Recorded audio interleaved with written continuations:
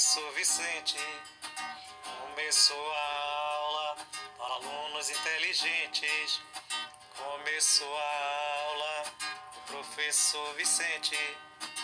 Começou a aula para alunos inteligentes.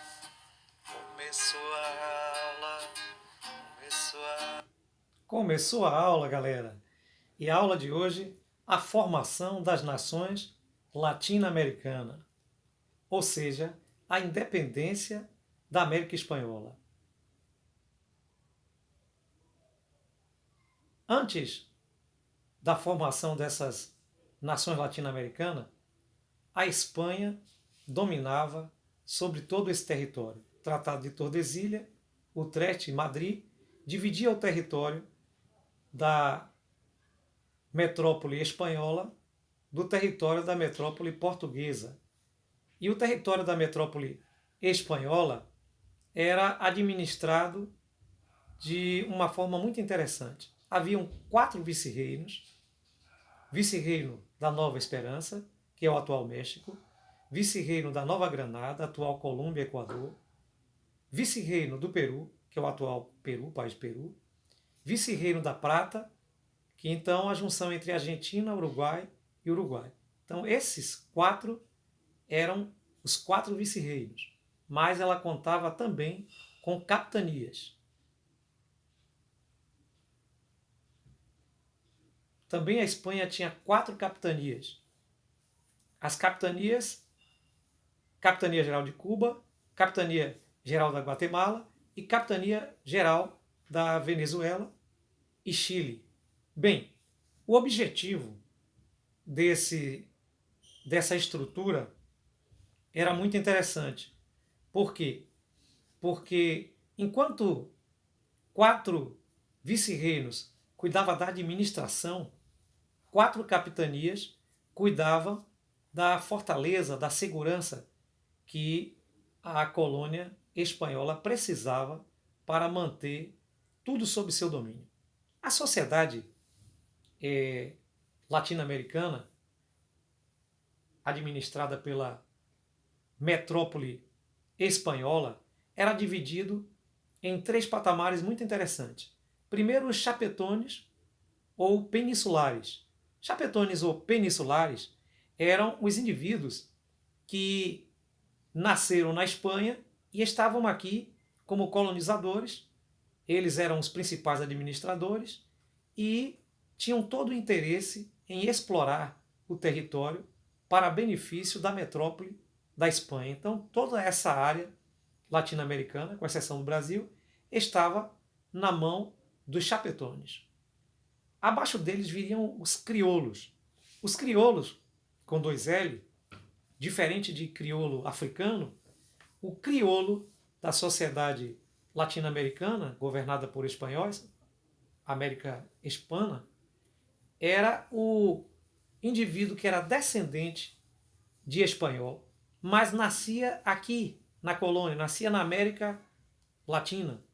Então, ele era chamado de crioulo. Interessante que dentro dessa questão da pirâmide social há também um controle de etnia, pois, na realidade, havia aí já um racismo incorporado, porque os chapetones eram considerados mais importantes que os crioulos só por uma questão de terem nascido fora do território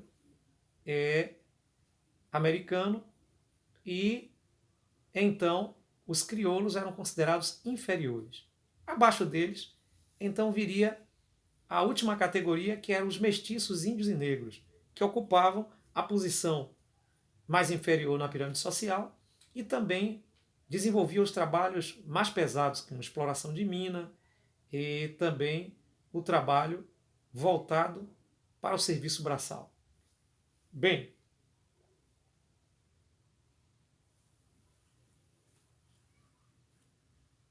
a independência do Haiti. Dentre as colônias que receberam então o governo dos espanhóis, logo cedo o Haiti passou para a mão dos franceses. E a ideia da Revolução Francesa todas aquelas ideias que se eram desenvolvidas na colônia vieram exportadas, ou melhor dizendo, vieram importadas da Europa. Eram ideias napoleônicas, ideias iluministas, de um lugar que deveria ser defendido pela liberdade e pelos princípios de fraternidade e também pelos princípios de igualdade. Essa ideia logo foi adquirida, ela foi logo desenvolvida pelo general Toussaint Louverture, líder que começou então a Revolução do Haiti. E depois então por Jean-Jacques Dessalines, que consumou a independência na ilha em 1821. Um detalhe que quando se deu a Revolução de Independência do Haiti, o Haiti tinha uma camada da população de 90% de negros que eram oriundos da África. É até interessante que quando nós ouvimos falar do Haiti, vemos alguma reportagem na televisão sobre o Haiti, e a gente até, algumas pessoas pensam que o Haiti está na África, né? E o Haiti está na América Central e faz parte, esteve ali entre a colonização, ocupando esse espaço, e por ocasião da independência, como a grande quantidade de negros ali eram escravos, passaram então a dominar e expulsar os brancos daquela ilha. Então foi uma revolução que marcou e que chamou a atenção de forma total na América Latina, porque a grande parte, inclusive no Brasil, daqueles que eram senhores de escravos, temiam que os escravos fizessem uma revolução tal qual foi no Haiti. Mas todo o resto da América Latina, para alcançar a sua independência, teve então um movimento diferente. Todo o pensamento de independência das Américas vai ocorrer justamente por causa de alguns eventos que aconteciam na Europa. Primeiro evento, as ideias iluministas, que influenciaram também na independência dos Estados Unidos aqui na América. Segundo evento, as guerras napoleônicas. As guerras napoleônicas, elas vão criar uma certa dificuldade, elas vão criar uma certa barreira na administração espanhola em relação às colônias na América Latina.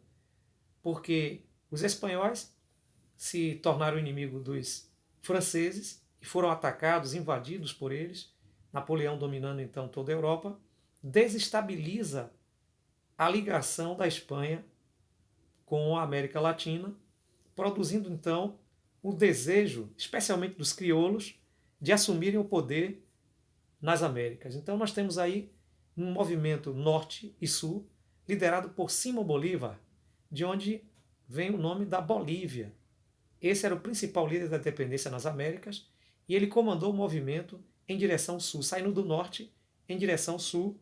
Ele desenvolveu um exército particular e então foi agrupando pessoas e fazendo então o movimento de independência de norte para o sul, ou seja, no sentido de cima para baixo. Bom, o vice-reino da Nova Granada foi então, nesse movimento norte e sul, um dos primeiros a receber a sua independência, tornando-se ali então aquela capitania Nova Granada e capitania da Venezuela, independente por esse movimento. Daí nós temos também um movimento contrário, o movimento sul-norte. José de San Martín, grande líder do movimento de libertação em direção ao norte. Ele se desloca da parte sul, justamente da América Latina, iniciando seus movimentos ali no Peru e subindo em direção ao norte.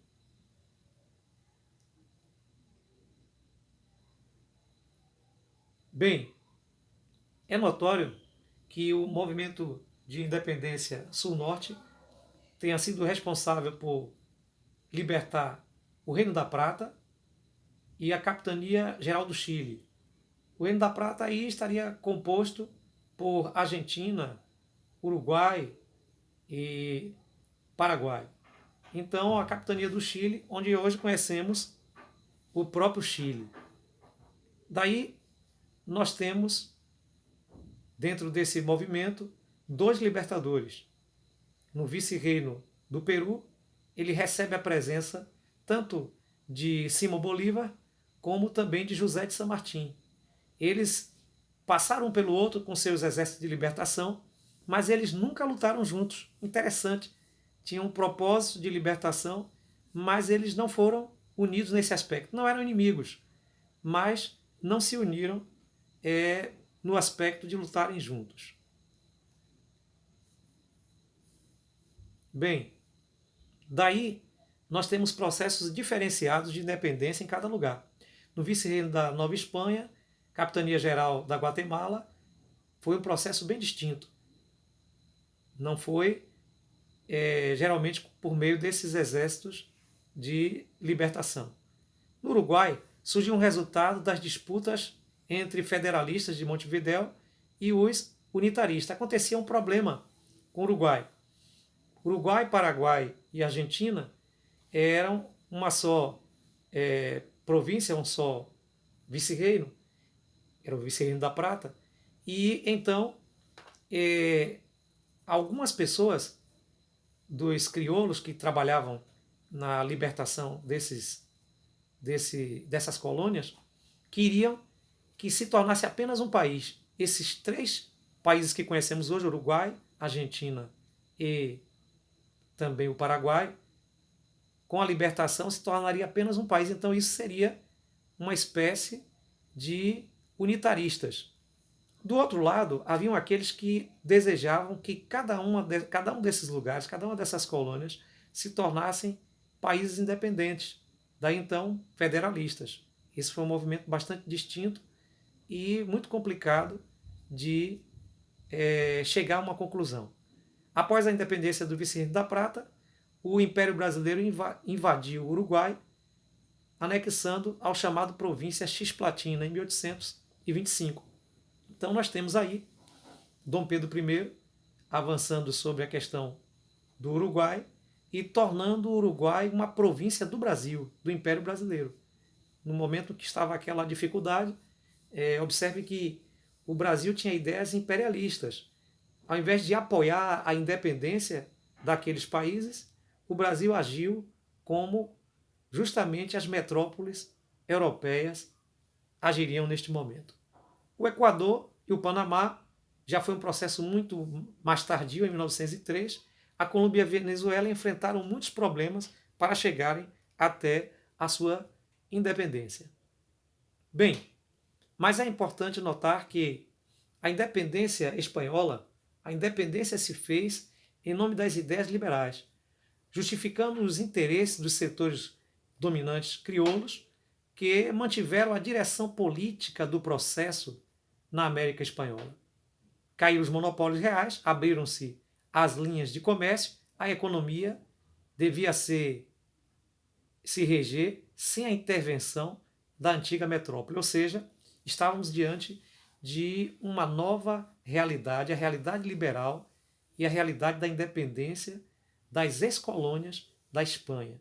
Maria Lígia de Prado é realmente uma historiadora especialista na formação das nações latino-americanas. Recomendo que você leia comentários e livros de Maria Lígia e entenda mais sobre esse processo importante que é o processo de independência das nações latino-americanas. A contribuição da igreja também foi interessante. Normalmente o clero sempre estava apoiando a metrópole, mas houve participações individuais de muitas contribuições. O padre Hidalgo, ele iniciou o processo de luta pela independência do México, que foi concluído pelo padre Moreles, que lutou pela reforma agrária. Isso é muito importante no momento em que a Igreja Católica só apoiava a questão da colonização, mas alguns membros da Igreja lutaram a favor da independência. Bem, aí nós temos, em São Paulo, o Memorial ou Monumento à América Latina. Memorial da América Latina foi inaugurado em 19 de março de 1989, portanto na atualidade, e consiste em uma instituição que visa alimentar laços entre o Brasil e as demais nações. No momento que se processou a independência, o Brasil deu pouco apoio a essas lutas, mas depois, então o Brasil incorporou-se como irmão de todos esses países que se tornaram independentes, formando assim o que nós conhecemos hoje pela América Latina. Bem, queridos, hoje ficaremos por aqui. Até o próximo encontro.